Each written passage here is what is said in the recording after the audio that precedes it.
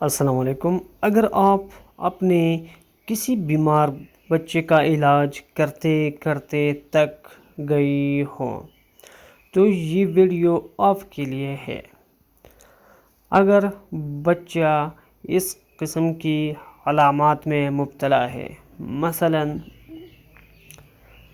خشک چمڑا، ابھرا ہوا چہرہ، بہت زیادہ نیند والا ابھرا ہوا پیٹ، کمزور بدن، ناک کا اوپر والا حصہ پریس ہو، گھر میں علیحدہ رہے یعنی کوئی کھیل کود نہ کرے اور سست رہے،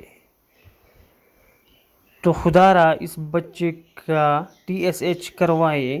شاید اسے کانجنیٹل ہائپو تھائرائڈزم ہو، تاکہ پھر ساری زندگی پچھتاوا نہ کرے۔